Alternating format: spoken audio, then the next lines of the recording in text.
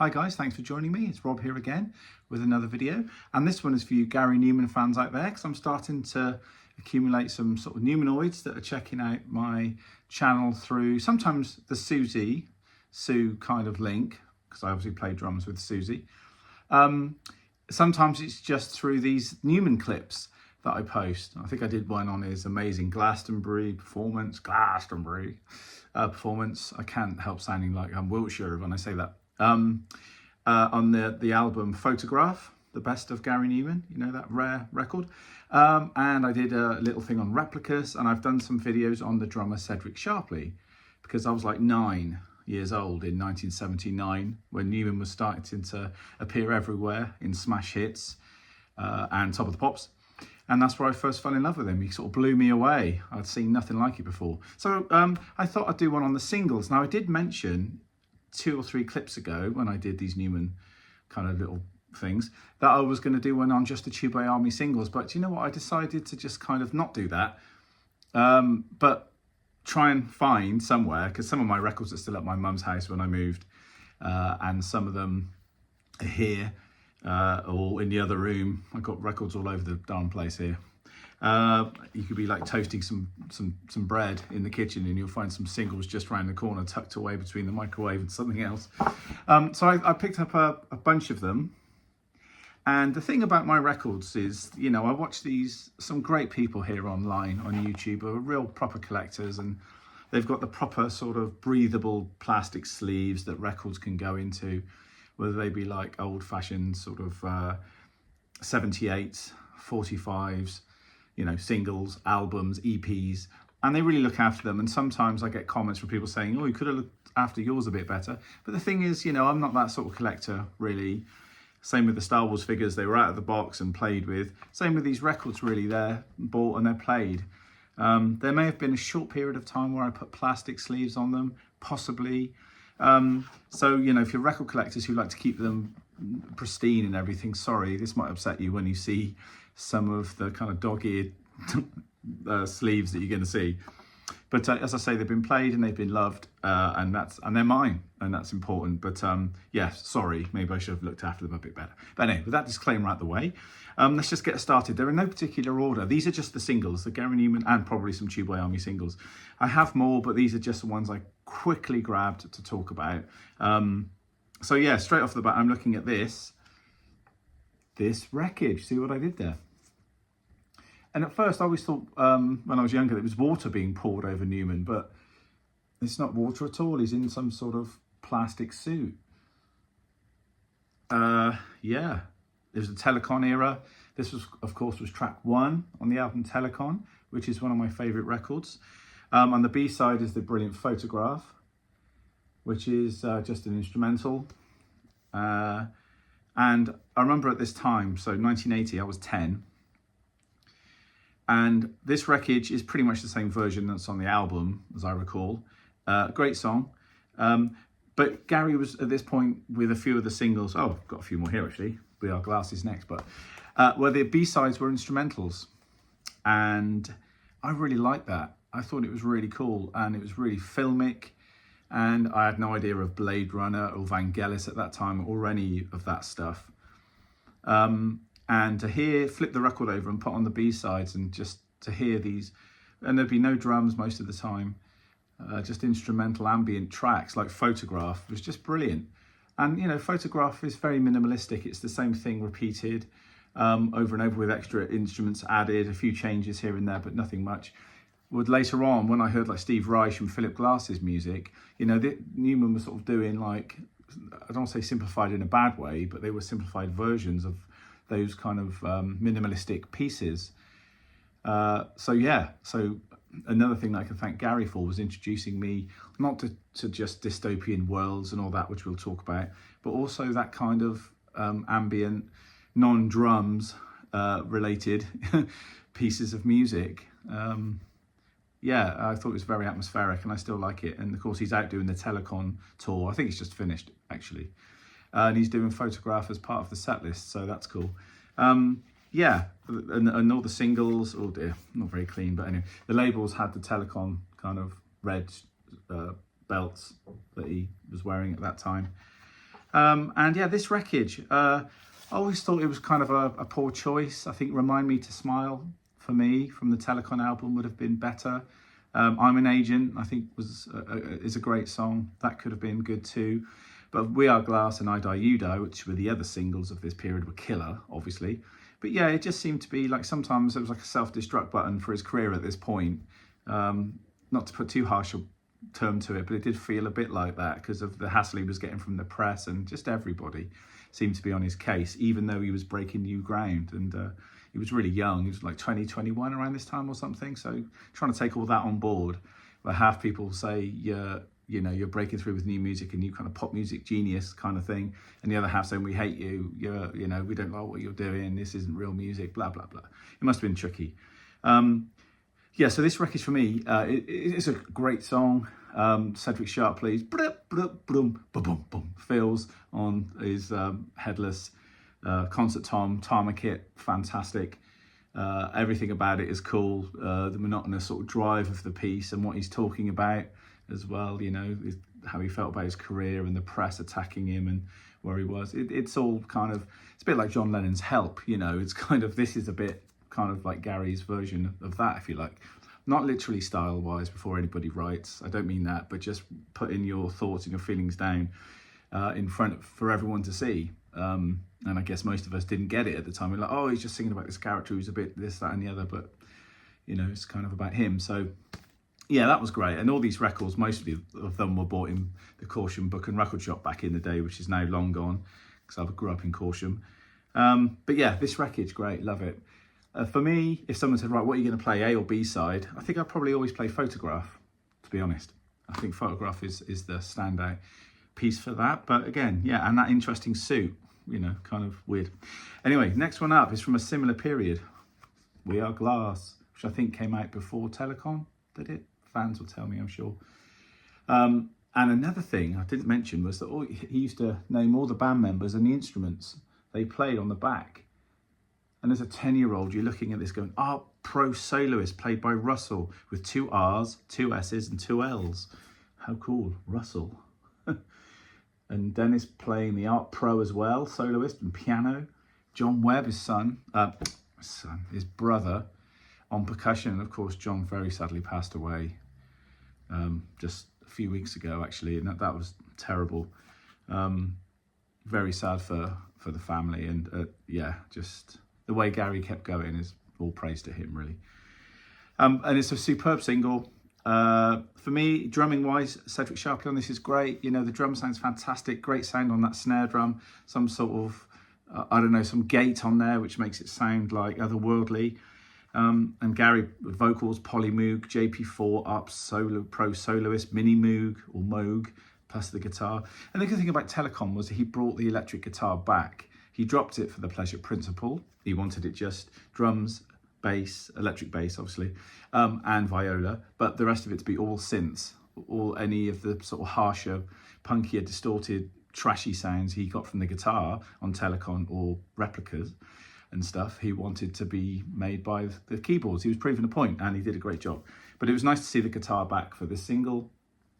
I remember going to a Gary Numan disco with my good friend Gareth Davies one time, and we were dancing to We Are Glass, and in the video, he famously, in slow motion, has got this bar. That one, I should imagine.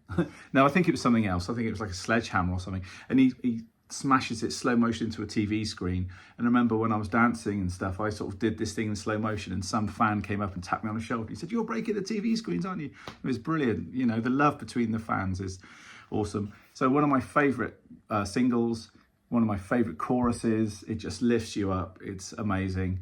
A lot of tension in this song that manages to stay all the way through. Sometimes that tension gets lost when you get to a chorus because you know what's sort of coming and you think, okay, yeah, that's good. It's still good, but I've kind of reached a pinnacle. This kind of keeps rising somehow. I think it's through instrumentation, also his voice, which he doesn't always get credit for. That kind of, I don't want to say robotic, all the things people say about his voice, but the way he sings, he just manages to keep that tension through all of that single, which is great. And these songs are quite long for singles, This, I forgot actually, hasn't got I don't know why that is, unless this is a different pressing. I've got 2 copies of this. And I could have sworn one had the red belts on, like this Wreckage on the label, but clearly not. And Gymnopedes, or Gymnopedes, I'm never sure how you say that, by Eric Satie on the B-side. And just recently I was speaking to Chris Payne about some of this, and I'm doing a project with Chris Payne that I must do a video on, and I will get to that. So any of you have seen some of his, I'm not going to talk about it, I'll wait. But me and Chris have got together on a project which I'll go into, and it's very exciting. And we were talking about photograph on a Zoom call the other day, and also this Gymnopedes piece as well. And he was saying how different it was for, you know, a pop star of the time to be doing one, instrumental pieces, and two, you know, doing something that's a classical piece of music that some people would sort of look down upon and shun it and say, oh, you shouldn't do that. But Gary was like, yes, we are. It's a great piece of music. It's a beautiful piece of music, actually. And this version is lovely, and I do play it quite a lot. And I've got Photograph and that on a playlist of sort of ambient pieces. And again, obviously, like I said before, no drums on some of these B-sides because they're instrumentals. Not that that means there's no drums on it, obviously, but there are no drums on this. We've got Gary on the Polymoogs, Moogs, Paul Gardner on bass. We've got Chris on piano, Chris Payne, Russell Bell guitar, and Dennis on Art Pro Soloist and CP3O, and not C3PO, which I used to think as a kid. Amazing. Love that. Great single. One of my favourite singles. This freaked me out when I was younger. Discover. Complex is the next one along. And I used to take my mum to record fairs and drag her around when I was 10, 11. And I'd say, bring your purse, because we're going to buy some Numan. Or it was either Numan or Beatles for me at that time. And I bought the 12-inch of this, which is around somewhere. I just hope it's still in good condition. Great single, but again, I wouldn't have chosen this for another single off of to come after Cars. I would have picked Metal off that album, and I think most fans have said the same. I think Metal would have been great, or even Films, you know, would have been good. But no, he wanted to break the mold and go for a electronic ballad with an amazing video, which famously, I think, had animation in it before Take On Me, which was a-ha's big hit in 1985. And this is 1979. All right, it wasn't quite as full on as the a-ha video. You know, the one where he goes into the comic strip and it's black and white and he's banging the walls and eventually he comes out, you know, what's his name? Haas? Can't think of his name. But I bought that album, Hunting High and Low. That was brilliant. But the video, apparently Gary was one of the first people to use animation within the live sequences. So that's kind of cool. So check it out on YouTube, you'll see it. And the B-side was a reworking of the Tubeway Army track Bombers, which I've got here on an EP somewhere, or a double single set, actually not an EP. And that's a shot from Hammersmith Odeon, I should imagine, from the first touring principal tour. Oh, well, I said the first touring principal, the touring principal tour. And I reckon that's Hammersmith Odeon, I would have thought. And again, this is on the Red Beggars label. Massive apologies if they're not very clean. Complex and Bombers. And of course, Bombers was one of the first times that I'd heard the drum machine that they were using. The Roland, it's on here somewhere. Which one was it? He used quite a few of them, actually.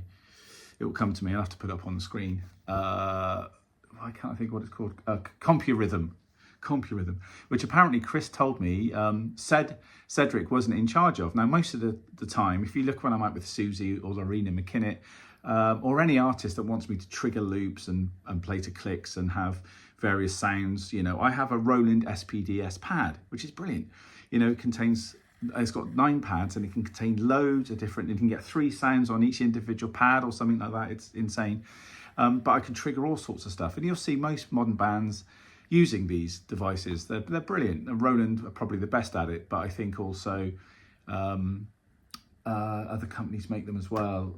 Anyway, that doesn't matter, does it? But I'm with Roland, so I use their SPDS. So yeah, and Chris said that Cedric really didn't want to be in charge of it. He was like, no, I'm drumming, someone else will deal with that business. So Chris used to deal with it. And sometimes when you hear things like Remind Me to Smile, when the CompuRhythm starts it, you'll hear the volume, the tempo rather, come down on the dial.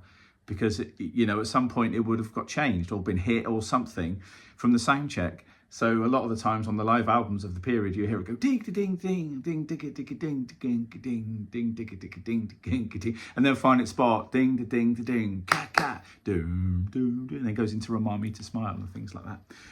But I think this was one of the first times I'd certainly heard it on a record. Obviously Blondie had used it, but I wasn't really into Blondie or any of that stuff. Though it was great, and I met Clem Burke. He was lovely, and we lost him earlier this year, didn't we? It was very sad. Anyway. So yeah, this is cool. And I remember looking at Sed's drum kit, looking at that Tama concert tom setup, the black one he had, which is just amazing. Love that.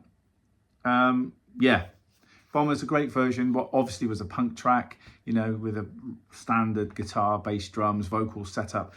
Now with a more electronic vibe. And I love the synths making a sort of, the sort of machine gun noises. I thought that was pretty cool as well as a kid, and I still do actually. I was driving home from a gig just a couple of months ago actually, in the summer, and I just asked Siri to play some Numan things, and that was one of them, and that came on, and I thought that's really cool how it did that.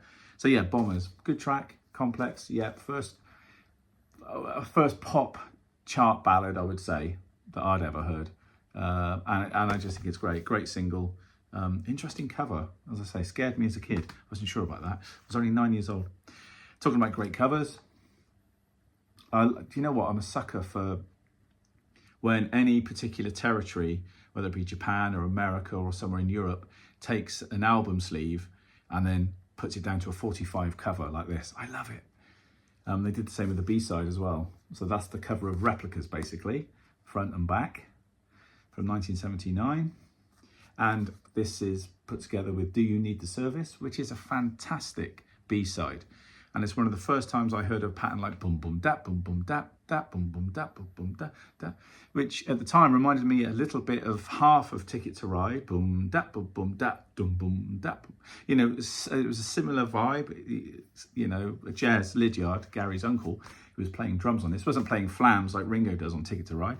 But it was a similar kind of thing, boom, boom, dap, boom, boom, dap, dap. The ending was the same as the Ticket to Ride thing. And that was kind of cool. And there was no hi-hat in there. It was sort of more linear, just bass and snare, and very, and of course I hadn't heard of krautrock or Neu or Kraftwerk or any of that stuff. So I didn't know about these sort of pulsating rhythms that never change.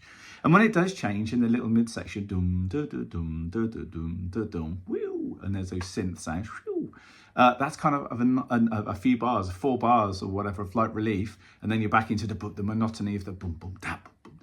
Just a great B-side, one of my favourite Numan B-sides. I think it's brilliant. His voice on this is great. I love his lyrics on this. The inflections in his voice of this period, I just think superb. And the makeup, and I'll be staring at this cover on Replicas, the bigger version, for ages, looking at that eye, thinking, what is that? Is that a microphone in there? What's that we're looking at in his eye there? What is that in the eyeball? I'll just get that off you. And of course, we've got the other side where he's this character. I don't think this character's got a name, has it? But the whole dystopian thing of Down in the Park and the Replicas album is just fantastic. If you don't know about it, then go and find out, do some research, because it's well worth it. Here's the vinyl. And Down in the Park. It's just a Red Tube by Army label, which was kind of, as I say, right the way up until this Wreckage, and I Die You Die by the look of it, because We Are Glass still had the red one, which I didn't think it did, but anyway. So yeah, and I remember finding little Easter eggs in the cover here, like his hands here, doing this thing with the nail varnish on and everything. I thought was really cool. And don't go into the park at night, because there's machines that will kill you, and there's the Mac Men and the Zomzoms and all these different things. This whole kind of Blade Runner dystopian vibe that he was inspired by Philip K. Dick. He used to read a lot of his books, and actually I did as well, a few years later, when I realised that's where he's getting his influences from. And Down in the Park, I think, is just a brilliant song. It's got that sort of groove, which is a similar thing, though slightly faster on Our Friends Electric. That one-handed 16th note thing on the hat, which for drummers out there, we all know how difficult that is. And it doesn't feel the same if you do it with 2 hands. That's not bore people that don't know or don't play drums, but it's a thing. And interesting again, Chris Payne was telling me that when they did the live versions of this, because of the keyboard he was using, probably one of the Moogs or Moogs, he would come down for the section which breaks down to dun dun dun bosh. Coming in and out of those, Sed would put a fill in, and when it came to the actual dun dun dun bosh dun, Chris said that it was the sort of latency on the keyboard was kind of such that you wouldn't just put your hands on it, it'd make a sound. You know, you would put it down and then a millisecond later it would start. So Sed decided to really orchestrate this by, you know, bringing these crashes in and then the fill to bring the verse back in, which is lovely, you know, all this sort of inside stuff. I mean, there's loads of stuff Chris tells me, but there's just, you know, I won't share all of them, but there's just a few things that he said. So yeah, Down in the Park, brilliant. It's been, I think Marilyn Manson and God knows that Trent Reznor and all these people have taken influences from that kind of idea. And the synths sound great, and I just think this is like a little brilliant time capsule of Numan. Is superb. Here is a very shoddy looking copy of On Broadway and Remember I Was Vapor, which again I think were live from Hammersmith Odeon, and this was a free single which I've obviously not looked after that well in the sleeve, that came with Telecon. I didn't get the poster, I don't know why, but I just got the single instead. Because it's Telecom, we've got the usual kind of red belt, kind of red and black look. And yeah, Remember I Was Vapor, very cool. It's using the sort of computer rhythm again, drum machine, and some great fills on the toms to bring in the verses from Cedric. Just very iconic for me. I will use that word, iconic. It just sounds fantastic. And this version on Broadway, again, not an awful lot going on drum-wise. Cedric, I think, it's the computer rhythm again, pretty much taking care of business on that, and he's just doing the cymbal swells and bits and bobs, and he does cymbal swells on Remember I Was Vapor, actually. But great version. You don't expect someone like Gary Numan to do something like On Broadway. He clearly loved that song and wanted to do an electronic version of it. You would expect George Benson or crooners to do it, but to hear his version, again, revolutionary of the time, just like the Gymnopedes piece. Like, why not? What's wrong with that, you know? Next up, She's Got Claws. Good cover again. As a kid, I was 11 when this came out, 81. So that made me feel a bit weird, that cover. I mean, it's only makeup. It's not real blood, Rob, you know, but still. And also this at the back. Again, when you're young, you look once and you think, oh, he's wearing those creamy eye lenses, you know, but I didn't realise he had his eyes shut. Icing Rain is a B-side and is the B-side.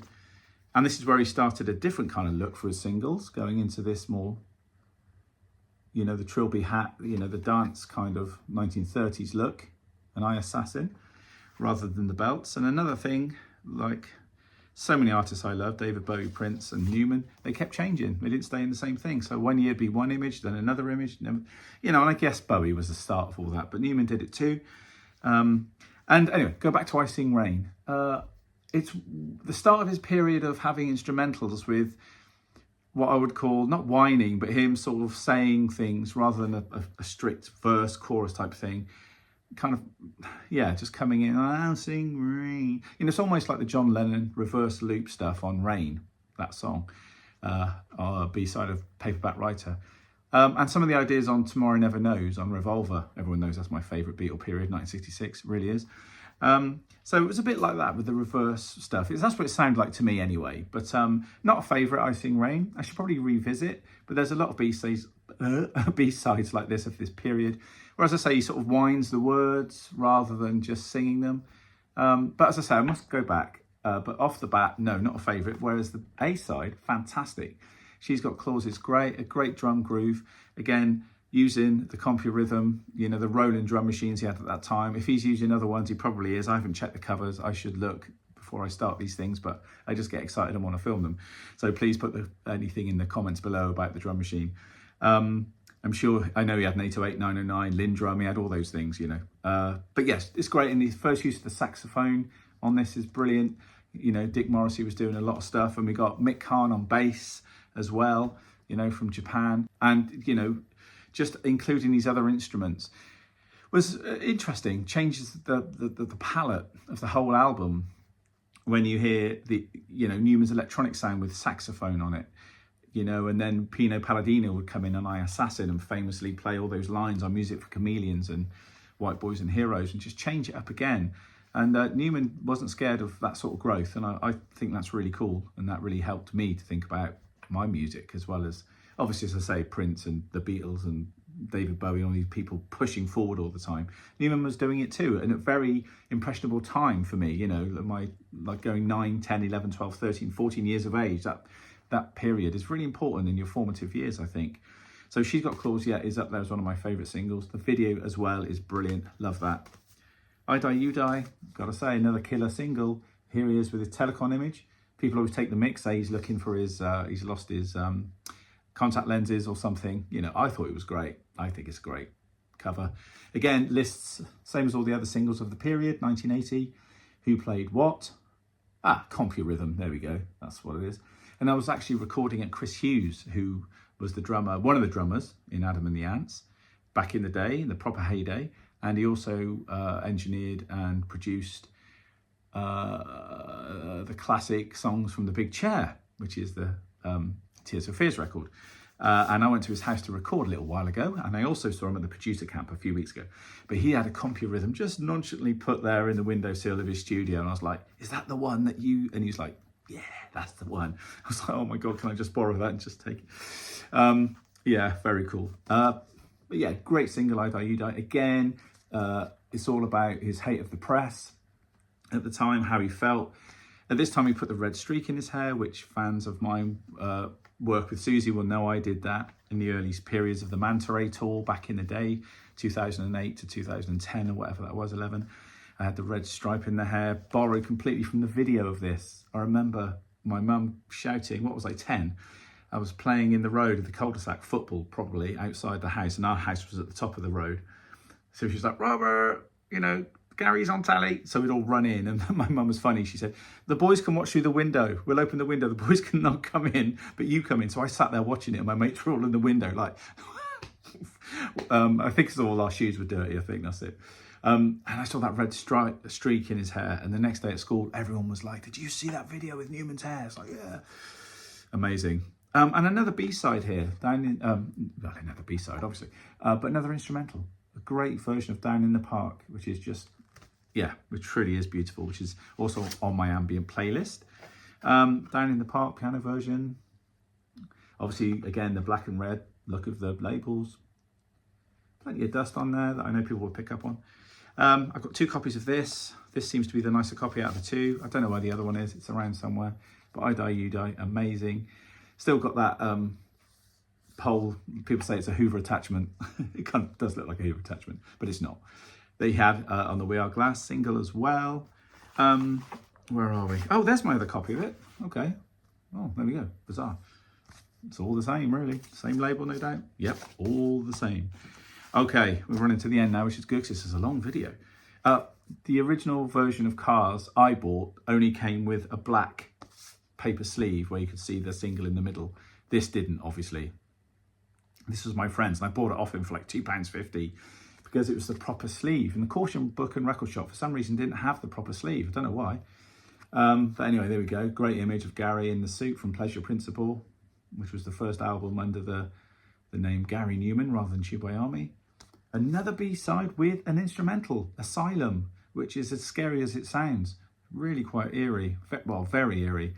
You know, it's kind of like Halloween, John Carpenter meets Vangelis meets, I don't know, Noy or something. You know, it's incredible.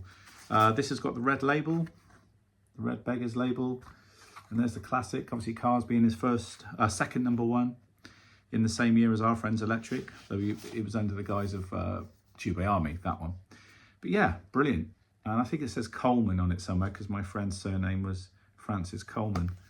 Or maybe it's worn off, I don't know. But anyway, Cars, what can you say? Brilliant single. Started a revolution in popular music. Yeah, massive influence on me. Ced's drumming is superb. It's got all that electronic music on it, instrumentation, and yet he uses a tambourine to push along those little B sections. Dum, da, dum, da, da, da, dum, da, da. And he's in the video famously doing it with his red jumpsuit, with his hands like that, as if he's driving a car across the keyboard. I love that. And all the band clapping at the end. You know, the camera goes down, which you would see again on the living ornaments inside the insert of the sleeve of Principal, 1979, Living Ornaments 1 or whatever.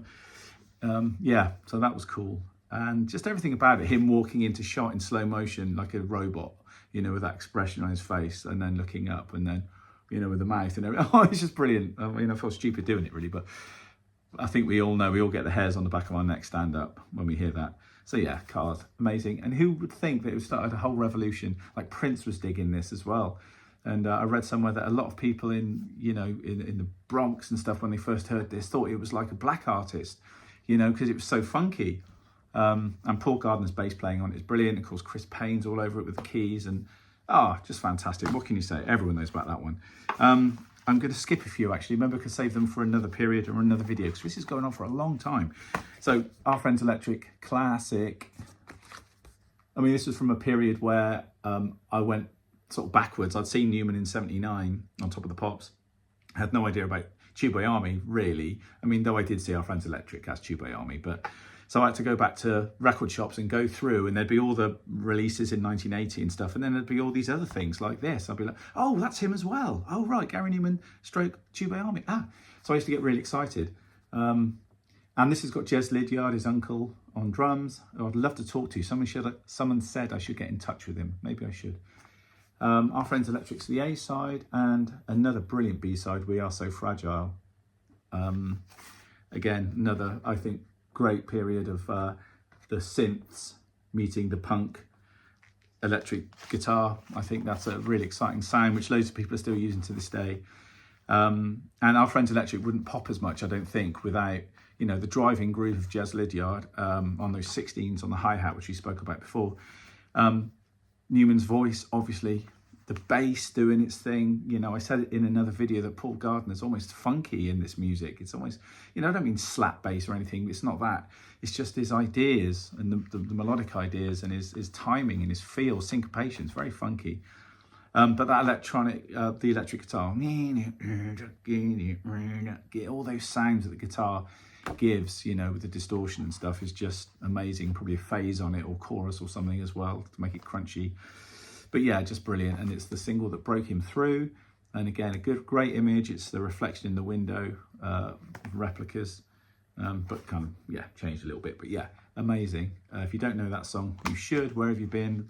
And I'll tell you what, I'm going to leave it there because there's still a few more. I've got Warriors, and I've got this one as well, but I'll save it for another one because this is well long. I hope you've enjoyed it. Any comments on anything or anything I've missed, because I'm bound to miss something, please put it down below. But yes, I am a Numan fan. I'm a Numan fan first, a record collector second.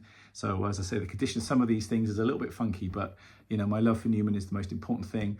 And as a kid, you know, you can see I played them to death, and I used to drum to them as well in my early days. So I hope you enjoyed that. Please share your memories of early Numan singles, and you remember where you got them from. Mine was basically the Caution Book and Record Shop in Corsham in Wiltshire, and in Bath it would have been John Menzies, Woolworths and Boots and Rival Records, and there's another one that I can't remember. That, you know, so if you remember any of these places, if you're local, put some comments below, and when you bought these records or when you first heard them.